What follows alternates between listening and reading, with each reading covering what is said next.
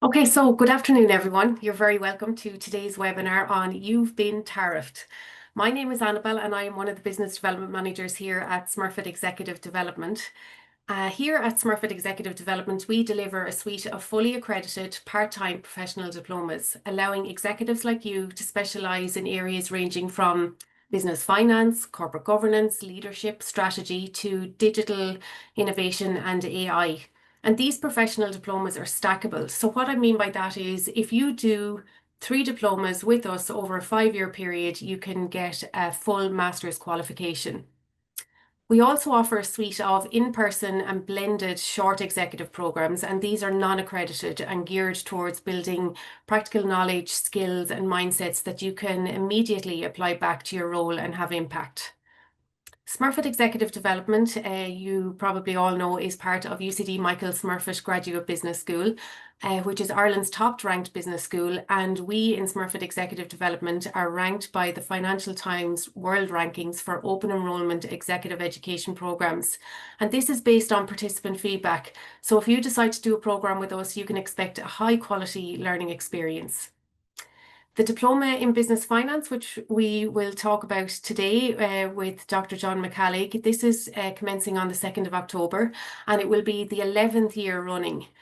It's led by John, and he teaches financial reporting and financial statement analysis, and he is assistant professor in accountancy subject area at UCD. So during the webinar, John will give insights into the diploma. And the reason why this diploma was designed, it was to help executives speak the language of finance, to make better financial decisions and better informed decisions and lead with greater impact and confidence. We hope to wrap up by 1:45, if not earlier, to allow you back and get a little bit of lunch. And please do submit any questions through the Q&A function at the bottom of your screen, and we'll pick them up then at the end. So now I'm going to hand you over to John. Thank you. Thanks very much, Annabelle, and thank you everybody for being with us this afternoon. It's great that you've made time for this. So this seminar is about You've Been Tariffed, and what we're going to try and do is to give you a sense of the kind of analysis that we do on this program, the kind of things that we think about, and how you might be able to apply them in your own situation. So, sorry. So I guess the real essence of the program is to try and help executives to make better business decisions. We hope after the program that participants are able to participate fully in financial discussions. We have a lot of participants on the program that come from a technical background like engineering, construction, medical, and pharma, and they haven't really seen this kind of analysis before. They may have seen it in practice when the accountants come and talk to them about things, but they haven't maybe got the right background on this, and it's very difficult to participate in financial discussions if you don't kind of have the basics of what's going on. And our experience has been that that really people can improve that ability to be part of those critical conversations. And a lot of those technical people are rising to levels in their organization where they're having to take responsibility for budgets, for profitability. You know, they're feeding through to you know, the full organization, and they really need to upskill those financial skills. The second thing is really about confidence, developing your confidence to use financial measures. And, you know, I'm always surprised by the examples people come up with. A lot of people in pharma and construction are talking about they are responsible for tenders, and they've always seen the financial data on the side, but they weren't able to really deal with it.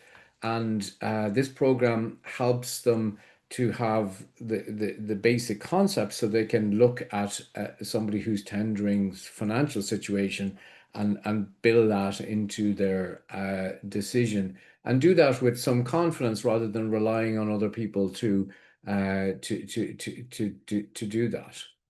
And then I guess the third thing is understand the firm's financial strategy and interaction with its environment. So just to make it completely clear, this program is not all about, crunching numbers or stuff like that. It is very focused on business issues and how financial analysis can help with those business issues. Some people on the program are getting up to a level in their organization where they maybe are joining the board of directors, or, as I said earlier, taking responsibility for, a part of the organization or a division, and, being part of those conversations about strategy and then putting numbers on that strategy is becoming a critical part of their job. I always say that a strategy without, a financial plan to go with it is really not a strategy at all, unless you've worked through what the financial implications of what's going on is going to be. So that's the objective of our program. We have lots of different participants from different areas, as I said, more technical people that are rising up in the organization, to jobs where finance becomes a big part of their job. We have SME owners and people who work in SMEs. We have people from multinationals who maybe are involved in production or stuff like that, and have to integrate much more closely now with the financial part of the organization. Okay, so on to today's, before we go on to today's agenda, just, what does Warren Buffett say about this? What does Warren Buffett think that you should know about accounting? Well, he really thinks that you should know about accounting. Once you know the basics of it by reading good business articles that deal with accounting issues, accounting scandals, that sort of thing. So he thinks you should be aware of how it works, what can go wrong. And then he went on to say that what investors really need to know is how the figures are put together, the basic concepts of how everything fits together, and the ability to analyze a firm's situation from basic data, not getting into the technicalities and the all the obscure stuff, but understanding the principles that allow you to make sense of this information, and most importantly, to relate it to business situations. So, in relation to tariffs, what I decided to do today is to take an organization that I think we all can understand is going to be affected by tariffs, and try and do some analysis like we would do in the program to see, how we can understand that better by using some kind of tools and techniques of financial analysis. And as you can see, what I'm going to do here is quite basic. We do not expect that participants on the program are going to have any background in finance, and we really do take things from ground zero, and we develop people's confidence by making sure that they understand the basics first. So I guess most people are familiar with Diageo, which is a UK PLC. And you can see the brands listed here, I guess, of particular Irish interest is Guinness, which Diageo bought a number of years ago. We all obviously had our moments of doubt there as Diageo was playing with the idea a few years ago of moving Guinness production to the UK, which thankfully they didn't do. They are moving things around a little bit at the moment with Guinness, but it's thankfully not going to the UK. And as you probably also know, Guinness has been a big success story over the last couple of years, especially the light version of Guinness.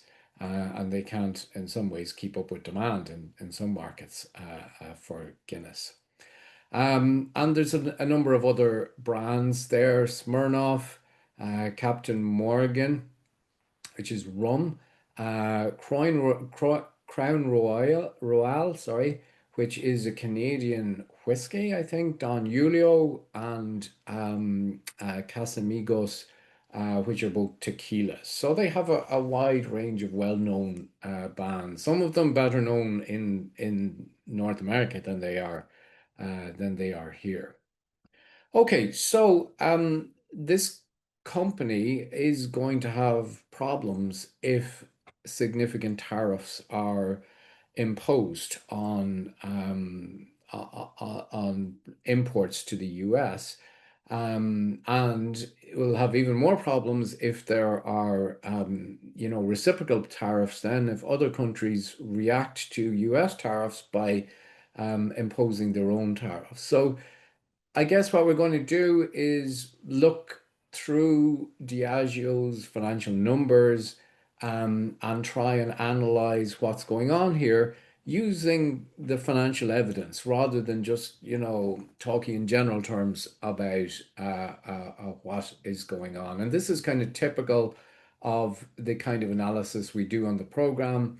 It's much better that we, take a case study like this and talk about it, because the participants on the program can relate much better to that than to, kind of textbook examples or stuff like that. So let's have a look. Well, let's start off by saying, where is Diageo? And I'm going to focus here on profitability, which is in the income statement, in the financial statements. I'm not going to worry for this presentation too much about the balance sheet.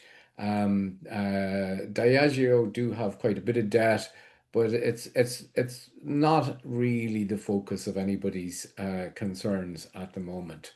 So I will just get a marker here. Sorry. Oh, I'll use a pen. So if we start up here at the top, we have our sales. Now they subtract excise duties. This is non-typical, but excise duties are such a big part of their business. They already show them directly. And these are the net sales, which is the sales that would be more comparable to other businesses. We then have the gross profit. So net sales were 20.2 billion. The gross profit was 12.1. Operating profit, which is the profit after paying all of the operating costs, both the costs of making the beverages and also the other costs like marketing and other operating items. That's about 6 billion. Now, if you look back over these numbers for the 3 years, you can see things have been pretty stagnant for Diageo. We're talking about 20 point something billion in those last 3 years. Again, things have been quite stagnant in gross profit terms and in operating profit. So this is a company that is kind of stuck profitability wise. And the profit for the year, this is, what people would call the bottom line. The bottom line, profit after all of your expenses. So that's where we are. We're kind of stuck on profitability. This is not the fault of tariffs, but it kind of feeds into our analysis of what's going on. Okay, so we just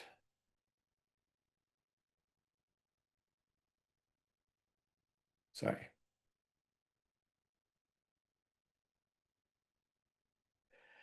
We have some financial measures we can use here. We can talk about the gross profit percentage is 60.1%, operating profit 29.6%, and net profit 20.5%. These are all good profitability figures, but the stock market is looking at these sales figures being stagnant and thinking, this company is not really going anywhere at the moment.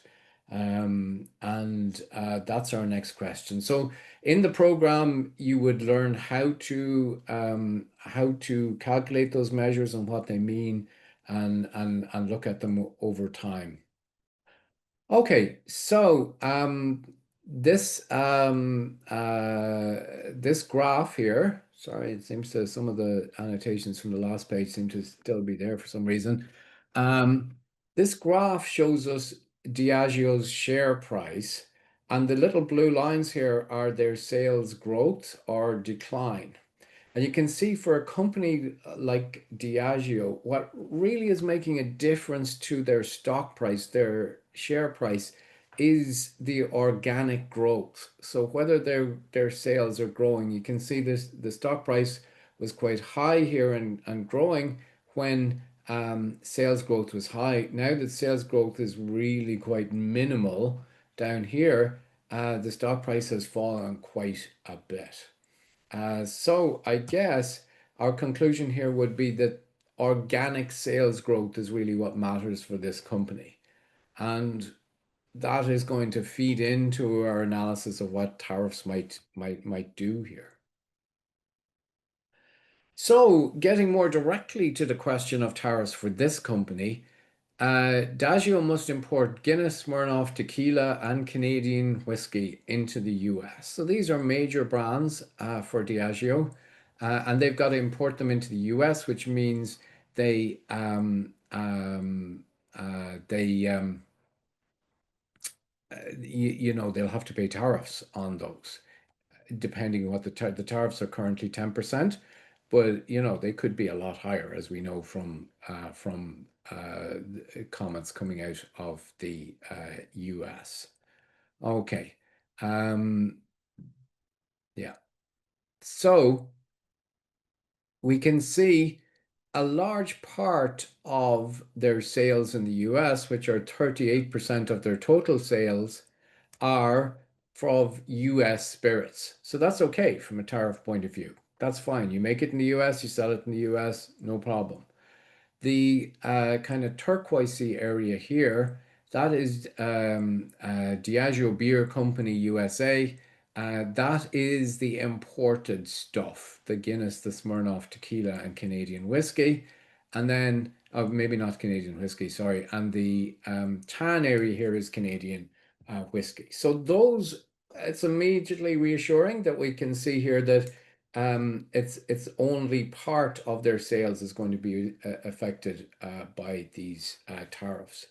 We do need to note, though, you know, searching around in the financial statements a bit more, you can see that North America contributed 50% of operating profit. So it's 40% of sales, but 50% of profits. So North America is profitable for Diageo. So, you know, any kind of fluctuations there could cause a problem.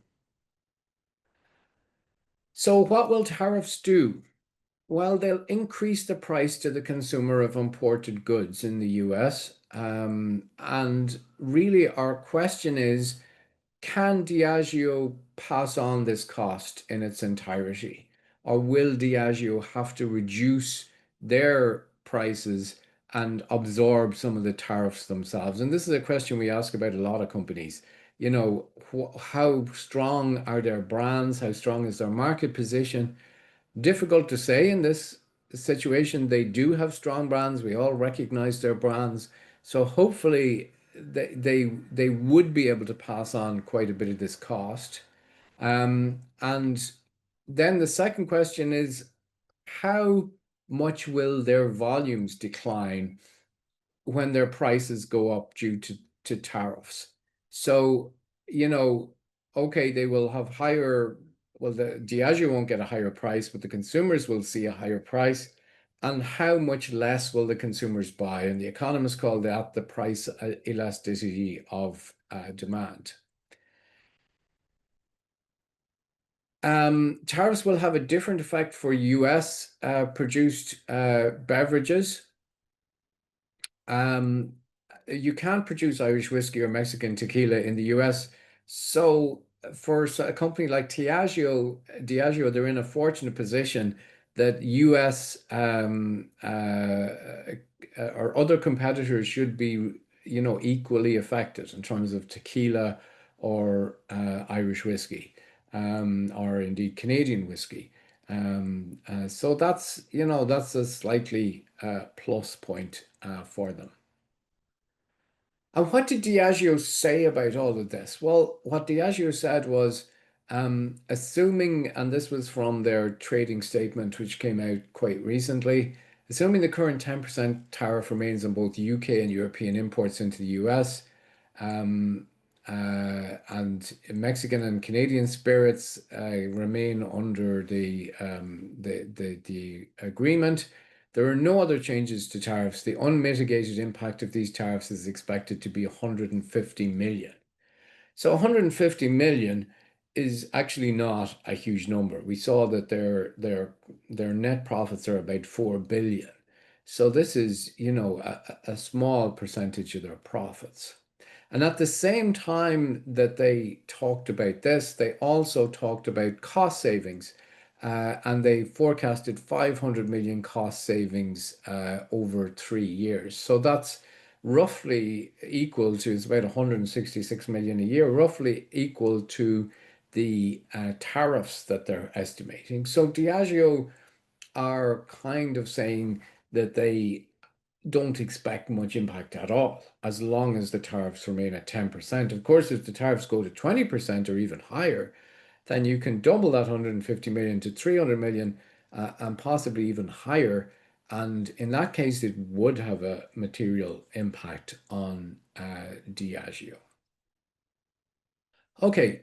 Um, Now, just on a bit of a side note here, there are other things that are happening in the business environment that could affect Diageo, maybe even in a more severe way than tariffs. And since Donald Trump took office on the 20th of January 2025, the dollar has weakened against other currencies quite considerably. So the dollar is now at about 87 cents to the euro.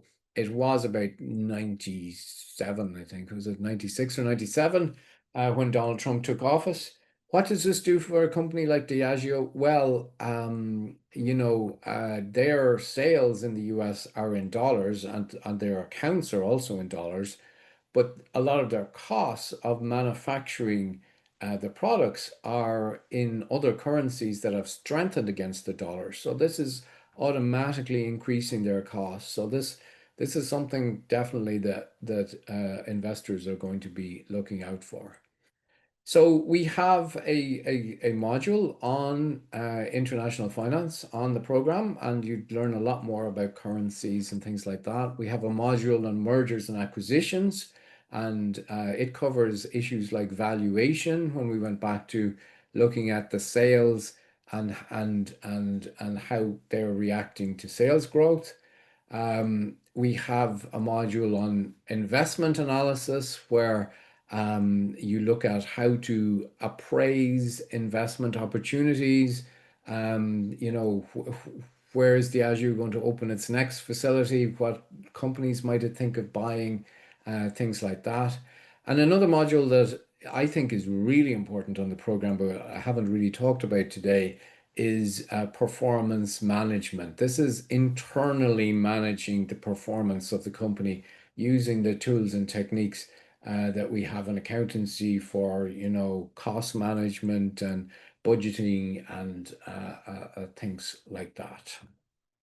Okay, so just the message that we started off with, through developing your skills and basic analysis and learning how to read financial statements, how to understand the way accountants prepare and think about numbers, we hope that you'd be able to participate fully in financial discussions, that you would have the confidence to go, forward and ask accountants, where did this number come from? How did you get to here? How are the actions that I can take going to impact on those numbers? And also that you would be able to understand the bigger strategic things. Like here, a company is facing tariffs, and start to analyze the financial consequences of what is going on there.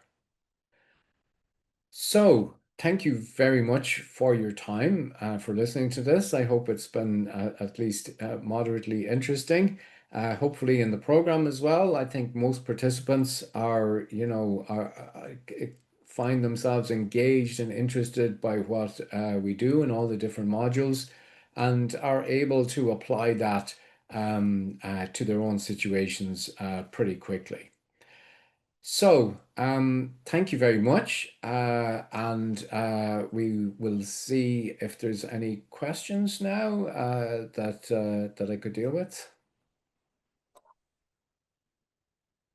Yeah, so John, there's one question there about I think this person is interested in the program and they were just wondering, who typically would you see in the classroom?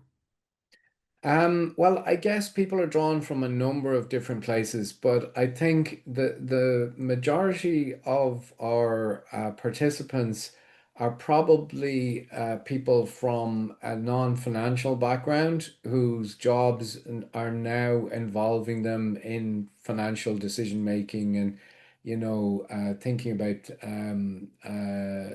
all kinds of financial reports and processing all that kind of data. Um, a lot of people in the program from the pharma, construction, engineering, medical, and people like production managers, lots of people from multinationals, and then we have people from SMEs as well. Sometimes owners of SMEs who feel that they've developed this company, but now they need to focus more on finance, and be more able to tie the strategy that they have to the company to the financial decisions that they're making. Yeah. And like you mentioned about, and you said this in the talk, but definitely people do not need a financial background to be part of this program. No, they do not. We take everything from the very start. People should not be at all intimidated. I know, when I start the program on day one, I see the fear in people's eyes. They think, what have I let myself in for here? But we basically have no problems with that. Everything is designed for people with no financial background. And our most of the material that we cover is, directly linked to business situations. It's not textbook type of stuff. It's directly linked to the kind of situations people are probably encountering every day. The other thing I would mention is that, the class dynamic is generally very good, and participants rate that very highly at the end of the program, that they have, met a group of people from different industries, and that they've learned a lot from them, as well as from the program. So the live element is very important. Yeah, and I suppose, John, from recruiting for this over the past few years, one thing that all people often say is, this is the program I don't really want to do because I just feel so uncomfortable with this subject area, but I need Yeah. to get comfortable with it because they wanted that confidence and to be able to partake in those meetings. And we get great feedback from it. We have the current cohort finishing this week, and then the next cohort will be starting on the 2nd of October. So we would hope to have a class size of about 20 people. And as John mentioned, you will have them from all different industries, public, private, and not-for-profit sector, as well. So it's great to have all them involved. So what I would say, just to finish up, and thank you, John, very much for that talk. I don't have a financial background, so I found that really helpful just to understand about tariffs. And it was great to see Diageo as as the example case study that you used. So if anybody is interested in this program to learn more or to apply, please feel free to get in contact with me. My details are there. I will send out a copy, a recording of this, a copy of the slides, and you'll have my details then. So if you want to get in touch, I'd be delighted to have a conversation.